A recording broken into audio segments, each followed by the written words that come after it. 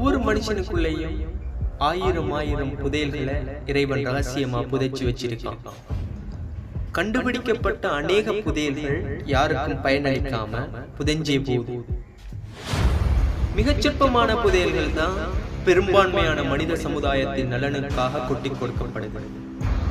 என் சின்ன வயசுல இருந்தே என் மனசை தாக்கின ஒரு விஷயம், அதை நடைமுறைப்படுத்துறதுக்கான நேரம் தான் இது.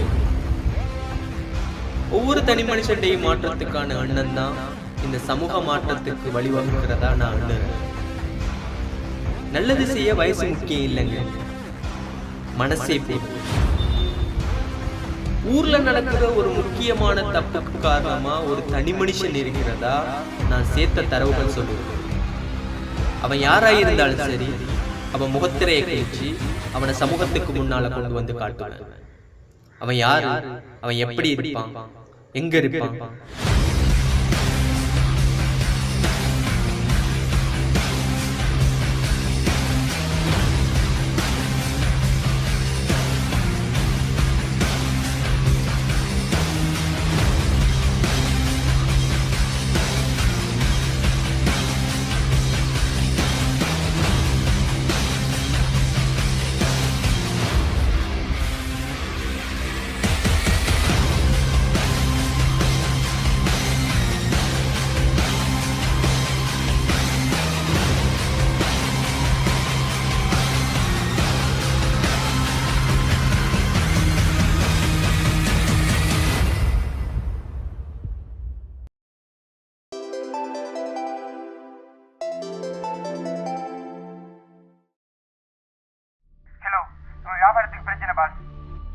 யார் அவன்? உன் பேரு பனாஸ் முகமது. அவனுக்கு வயசு என்ன? அவனுக்கு வெறும் 19 வயசு தான். அவனுடைய டீட்டெயில்ஸ் எனக்கு அனுப்பி வை. எங்க இருக்கு? இங்க பக்கத்துல இருக்கு. ஓகே, நம்ம இடத்துக்கு அவசரமா வா. ஓகே.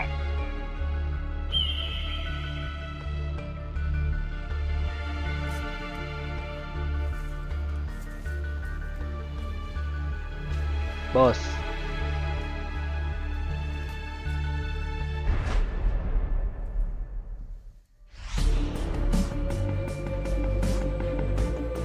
இவன் உனக்கு தெரியுமா? தெரியும். இவன் நமக்கு பிரச்சனையா இருக்கான். இவனை கொஞ்சம் ஃபாலோ பண்ணு. Okay pass.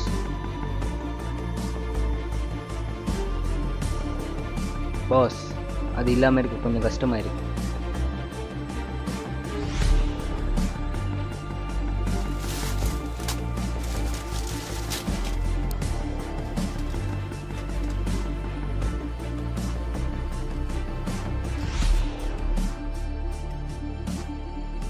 வேலையை ஸ்டார்ட் பண்ணு.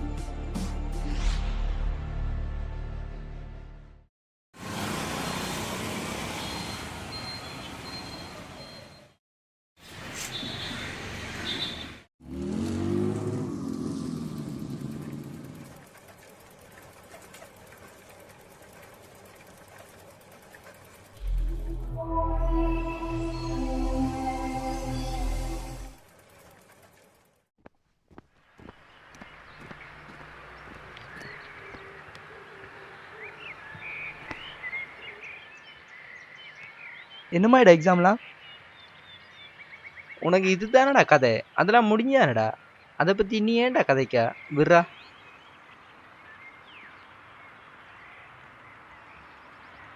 அப்போ என்னத்துக்குலாம் கூப்பிட்டீங்க? எல்லாம் ட்ரிப் போகிற விஷயம் தான்டா. அது இல்லை, இது வேற விஷயம். மதுதாக்கெல்லாம் ட்ரிப் போகிறான், எடுங்கண்ணா நம்ம ட்ரிப் போகும். அவனும் செய்கிறானோண்டா, நம்மளும் அதே செய்யணுமாடா. இவனோட கதையெல்லாம் விட்டுட்டு நீ வந்த விஷயத்தை சொல்றா. நம்ம இந்த சமுதாயத்துக்கு ஏதாவது செஞ்சே ஆகணும்டா. இந்த சமுதாயத்துக்கு சேவை செய்யணுங்கிற ஒரு விஷயம், அந்த இம்பேக்ட் இந்த 9 வயசுலயே வந்துட்டா.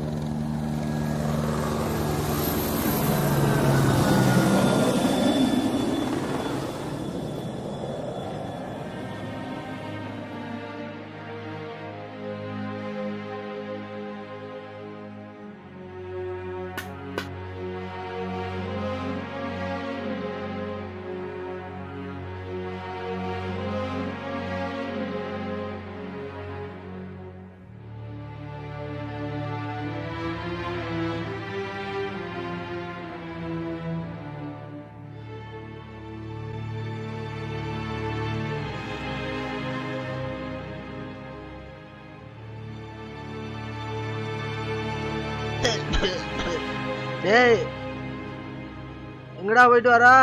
விளையாடிட்டு வரேன் பாப்பா. ஆ போ. நான் விளையாடுறதுக்கு பால் வாங்கி தாங்க பாப்பா. போடா போய் பர்றா வேலை ஆளு.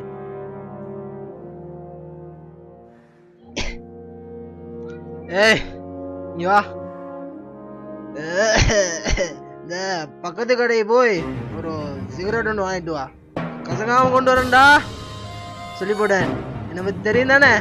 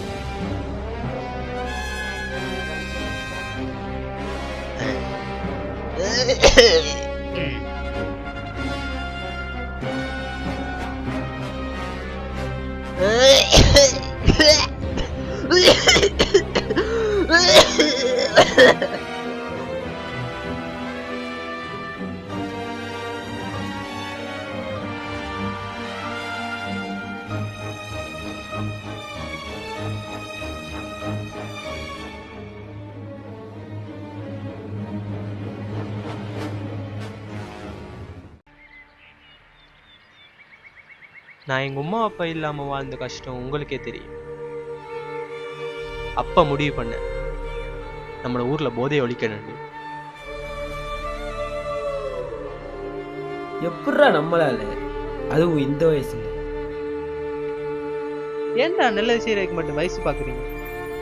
நம்மளோட சின்ன வயசுல இருக்கிற நிறைய பேர் ஏற்கனவே சமுதாயத்துக்கு சேவை செஞ்சுக்காங்க. விலங்கு இல்லையா உங்களுக்கு? நீ செல்றா சேர்றா, அதை எப்படா நடைமுறைப்படுத்துற? நம்ம இந்த திட்டத்தை நடைமுறைப்படுத்துறேன்டா முதல் ஏறாவூர்ற வர்த்தக நிலையை பத்தி அறிஞ்சு கொள்ளணும். ஏறாவூர் எல்லா விஷயங்களையும் தனக்கான தனித்துவத்தை நிலைநாட்டிட்டு இருக்கிற ஒரு ஊர். பெரும்பான்மையான நல்ல உள்ளங்களை நம்மட ஊர் கொண்டிருந்தாலும் ஒரு சில விஷக்கிருமிகளால மோசமான விஷயங்களையும் தனது தனித்துவத்தை காட்ட மறக்கல. அதை யாரும் மறுக்க முடியாது. அளவை மோசடி, மனிதாபிமானமற்ற நாட்டு தயாரிப்புகளின் தொடர் விற்பனை, அபிவிருத்தி எனும் பெயரில் ஏழைகள் எதிர்பார்ப்பை சிதைக்கும் டிக்கெட் வியாபாரம் என்று தொடங்கி வெளிப்படையா சிகரெட் விற்கிறது போன்ற பல தப்புக்கள் தீயவர்களால் நல்லவர்கள் முன்னிலையில் நடந்துட்டு வருது. நான் நம்மட ஊர் மோசமானதுன்னு சொல்லல, மோசமாகிட்டு வருதுன்னு சொல்றேன். மறைமுகமா பல வகையான போதைப் பொருட்கள் பெரும்பான்மையான எதிர்கால இளைஞர்களை சிதைக்கிறதுக்காக விற்கப்படுது. சுயலாபத்திற்காக ஒரு சில சமூக விரோதிகளால நம்மட ஊரு தன் பெருமையை இழந்துடுமோ என்ற அச்சம் எனக்கு ஏற்பட்டு இருக்கு. நம்மட ஊரை பாதுகாக்கிறது சமூக பற்றுள்ள நல்லவர்கள் கடமை. நல்லவர்களாக நான் எண்ணின சிலரோட என் ஆதங்கத்தை பற்றி கதைச்சேன். அவங்க சொன்ன தகவல்கள் நான் அறிஞ்சு கொண்டவை எல்லாத்தையும் லிங்க் பண்ணி பார்க்கும் பொழுது இவங்களை குறிப்பாக போதை வியாபாரத்தை கண்ட்ரோல் பண்ணுற ஒருவன் இருக்கிறதா சந்தேகப்படுறேன். அவன் யாராக இருந்தாலும் சரி, அவன் முகத்திரை கிழிச்சு அவனை இந்த சமூகத்துக்கு முன்னால் கொண்டு வந்து காட்டுவதற்காக போராடுவேன். போதைக்கு அடிமையாகாத எதிர்கால ஏறாவூரை உருவாக்கி ஏனையவர்களுக்கு படிப்பினையான ஊராக மாற்ற முயற்சிகள் செய்ய போகிறேன். அதற்கு உங்களோட உதவிகளை எதிர்பார்க்கிறேன். இதுதான்டா என்ற திட்டம். சூப்பர் பிளான்டா. சரி இப்ப என்ன போறீங்க? இப்ப நீங்க செய்ய வேண்டியது பாருங்கடா. என்ன பாரன் ஊர்ல நடக்கிற எல்லா கடத்தல் சம்பவத்துக்கு நான் தான் காரணம். என்ன உங்களால யாராலையும் கண்டுபிடிக்க முடியாது. இது வெறும் காசுக்காவடி செய்யப்படுற ஒரு செயல் இல்லை, பழி வாங்கும் திட்டம்.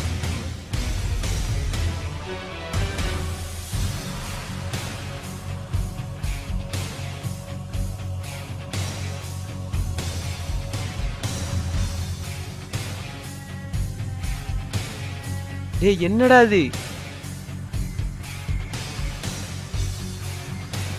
எப்படிரா அதுவும் உண்டு அக்கௌண்ட்ல? எனக்கு ஒன்றுமே விளங்கு இல்லை, என்ன நடக்குன்ற விளங்கு இல்லை.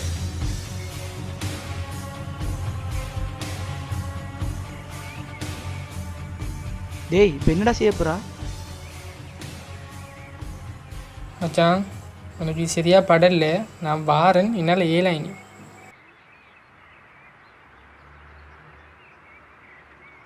என்னடா அவன் இப்படி வந்து விட்டுட்டு போறான்? பிரச்சனை விளங்கு இல்லையே இவனுக்கு. பணம் இருந்தா எதையும் செய்யலாம், அந்த பணத்துக்காக எது செஞ்சாலும் தப்பு இல்லை. இப்படியே சுற்றி சுற்றி திரிங்க. நம்மளோட குடும்ப கஷ்டம் உங்களுக்கு கொஞ்சமாக விளங்குதான். நம்மளோட குடும்ப கஷ்டத்தை உணர்ந்து இப்படி சுற்றி தெரியாமல் உருப்படியாக உங்களோட வேலையை பாருங்க. தம்பி, உன் குடும்ப கஷ்டம் எனக்கு தெரியும். நல்லவனா இருந்தா இந்த உலகத்துல வாழலாம். எனக்கா வேண்டியதை பண்ணு. உன் குடும்ப கஷ்டத்தை நாம் போக்கும். நீ வாழ்றதுக்கு அன்பை விட காசு தான் முக்கியம். துரோகம் பண்ணோம் அவ்வளவு தப்பு இல்லை. எனக்கும் வேற வழி தெரியல. அவர் சொன்னது எனக்கு பிடிச்சிருந்துச்சு. எஸ், இதுக்கு அடிப்படையே நான் தான். நான் துரோகியை தவிர பில்ல இல்லை. பிரச்சனை பெருசா போகுதுடா.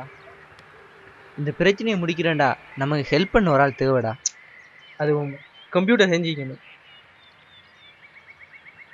எங்க மச்சான் ஒருத்தன் இருக்கான்டா வெளியூர்ல, வெக்கேஷனுக்கு வருவான். எப்ப? கால் பண்ணி பாப்போம். பாரு.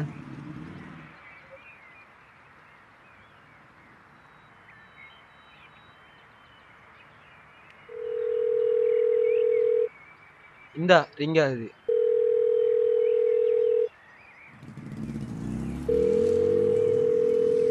அஸ்ஸலாமு அலைக்கும். நான் ஆஷிக்கிட்ட ஃப்ரெண்டு.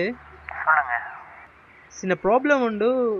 என்னண்டா, ஒரு ஆள் இல்லாம அவரை மாதிரி ஒரு வீடியோ ஒன்று எடுக்கலுமா? ஃபேஸ் மாஸ்க் டெக்னாலஜி வேர்ல்டில் ஒரு டிஸ்அட்வான்டேஜ். ஒருவர் நிறைய க்ளோஸ்அப் ஃபோட்டோஸ் இருந்தாலே அவர் இல்லாமலே அவரை மாதிரியே ஒரு வீடியோ செய்ய முடியும்.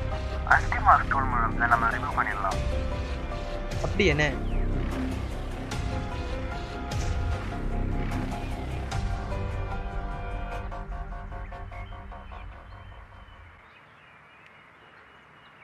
அவர் ஈவினிங் வராராம். ட்ரெயினில் வரார் போல.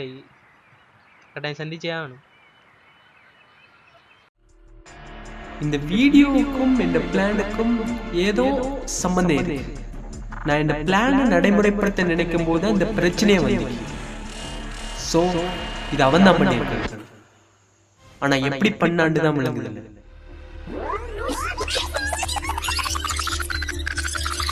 உன் பேரு ஃபனாஸ் முகமது. அவனுக்கு வயசு என்ன? அவனுக்கு வெறும் 19 வயசு தான். அவனோட டீட்டெயில்ஸ் எனக்கு அனுப்பி வை. என்ன எதுக்குறதுக்கு இங்கே ஒருத்தர் இருக்கானா? அவனை ஏன் பிரச்சனையில திசை திருப்ப.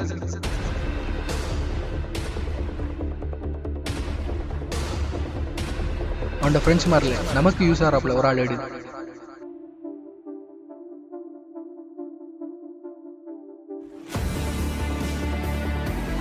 தம்பி, உன் குடும்ப கஷ்டம் எனக்கு தெரியும். எனக்கா வேண்டியதை பண்ணு. உன் குடும்ப கஷ்டத்தை நாம் போக்கும். அவன் ஃபேஸ்புக் அப்ரூவல் கோட் எனக்கு கிடைச்சிட்டு நான் சொன்ன மாதிரி அந்த வீடியோ அப்லோட் பண்ணு.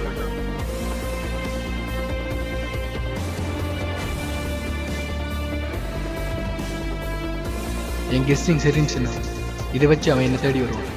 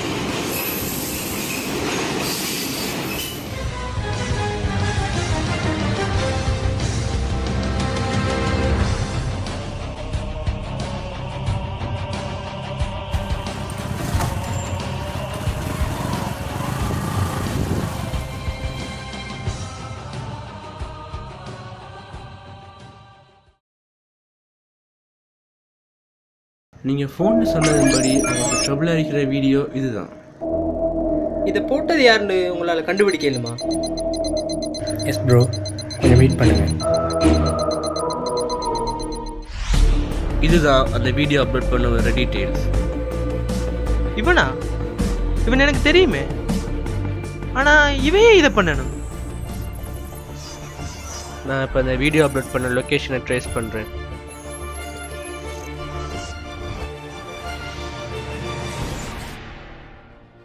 சரி, இந்த பிரச்சனை என்னத்தில் ஆரம்பிச்சிச்சு? நான் ஊர்ல போதையை ஒழிக்கிறதுக்கு ஒரு பிளானை கொண்டு வந்து சிலர்கிட்ட ஹெல்ப் கேட்டேன். அதை ஃப்ரெண்ட்ஸ்மாருக்கு சொல்லி கொஞ்ச நேரத்துக்குள்ளேயே இந்த பிரச்சனை வந்துட்டு என்ன திசை திருப்புறதுக்கு தான் அந்த வீடியோ போடப்பட்டிருக்கு. அவன்தான் போதை குழுவுக்கே தலைவன் அறிக்கணும்.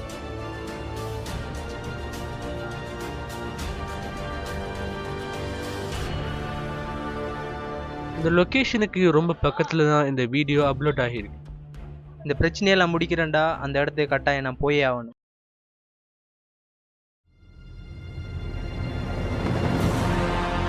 நான் இப்படி ஆனதுக்கு காரணமே அவன் தான்.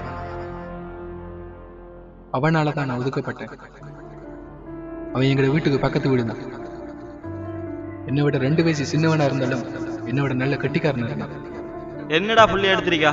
உனக்கெல்லாம் வெக்கம் இல்லையாடா? அவன் உன்னையோட 2 வயசு சின்னவன்டா. உனக்கெல்லாம் எங்கடா ரோஷம் இருக்க போகுது? நீ எல்லாம் மாடு மேய்க்க தான்டா. சரி, நான் என் பேரண்ட்ஸால வெறுக்கப்பட்டது அவனால தான். அதுல இருந்து எனக்கு அவன் மேல தனி வெறுப்பு.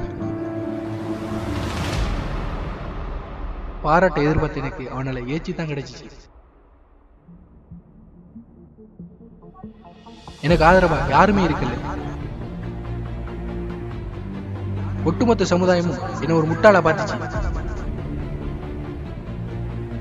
அவன்ல இருந்து தனிமனித வெறுப்பு சமூக வெறுப்பா மாறுனுச்சு. பழிவாங்க உணர்வை சின்ன வயசுல இருந்தே வளர்த்துக்கிட்டேன்.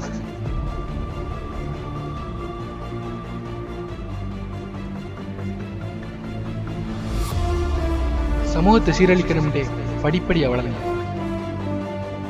இந்த சமூகத்தை சிதைக்கிறதுக்கு நான் எடுத்த ஆயுதம் தான் போதைப் பொருள். உள்ள இருந்துகிட்டே ஊருக்குள்ள கொஞ்சம் கொஞ்சமா புது வகை போதைப் பொருட்களை அறிமுகம் செஞ்சு எனக்கு உதவியா என்ன போலவே இந்த சமூகத்தால் ஒதுக்கப்பட்டவங்களை தெரிவு செஞ்சு அவங்க மூலமா என் பணி சிறப்பா போயிட்டு இருந்துச்சு. ஊருக்குள்ள எனக்காக வேலை செய்ய பலர் முன் வந்தாங்க. அவங்க எல்லாருமே போதைக்கு அடிமையானவங்க. படிப்படியா வளர்ந்து போதை குழுவுக்கு தலைவனான. எல்லாமே நல்லா தான் போயிட்டு இருந்துச்சு. என் ஆரம்ப எதிரி இதுக்குள்ள நுழையிற வரைக்கும். எல்லா கட்டவனுக்கும் தான் செய்கிற தப்ப உணர்ற காலம் வருன்னு சொல்லுவாங்க. அவனை மன்னிக்கிறதுக்கு என்கிட்ட மனசு இருந்தாலும் என்னால் பழைய பகையை மறக்க முடியல. அவன் என்னை தேடி என் இடத்துக்கே வந்துட்டு இருக்கான்.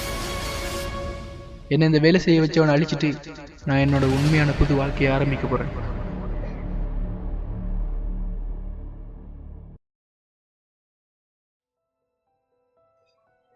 என்ன தம்பி, ஞாபகம் இருக்கா?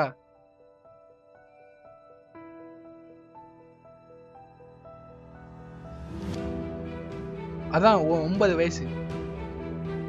நீ நல்லவன் தாண்டு, எனக்கு தெரியும். ஏன் வழியில வந்ததுதான் நீ செஞ்ச தப்பு. நீ மோசமானவன் எனக்கு தெரியும். உன் கையில கண் இருக்கிறது கூட எனக்கு தெரியும். நியாயம் ஒரு காலம் தோக்காது. என்னடா நியாயம்? இந்த சமூகம் எப்போதுமே என்ன விரோதியை தானடா பாத்துச்சு.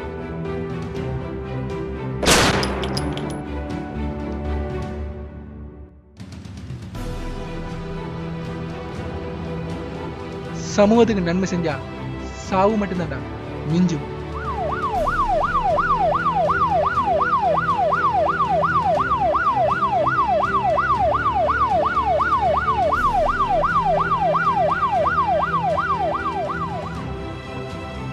எல்லா காலங்கள்லையும் நாம் எதிர்பார்த்தது கிடைக்காது. அவனால் இங்கே எதையுமே செய்ய முடியும். அவனுக்கு எதிரான தகவல்கள் செய்தியா மாறணும். நீங்க அவனை பத்தி கலெக்ட் பண்ண டேட்டாஸ் எல்லாத்தையுமே கிரைம் பிரான்ச்சுக்கு சப்மிட் பண்ணுங்க. இருந்தும் என் மனசுல இருந்த ஒரு உணர்வு, அவன் இந்த சமூகத்தை வெறுத்ததுக்கு இந்த சமூகம் அவனை வெறுத்தது தான் காரணம். யாரும் கெட்டவன் பிறப்பதில்லை. எதை விதைக்கிறோமோ அதையே அறுவடை செய்கிறோம். அறுவடை வரை பயிரை காப்பதை வளர்ப்பவனின் பொறுப்பு.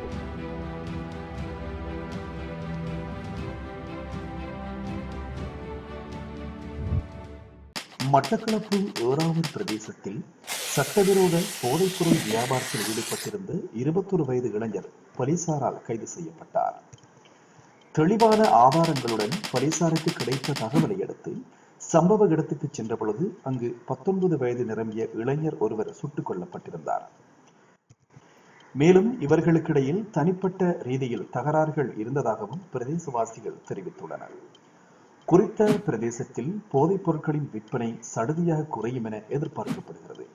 இவ்வாறு அமையுமானால் ஏறாவூர் பிரதேசம் தூய்மையாக இருக்கும் எனவும் இவர்களைப் போன்ற சமூக விரோதிகளின் முகத்திரைகள் ஒவ்வொரு பிரதேசத்திலும் அவிழ்க்கப்பட வேண்டும் எனவும் பிரதேச புத்திஜீவிகள் தெரிவித்துள்ளனர்.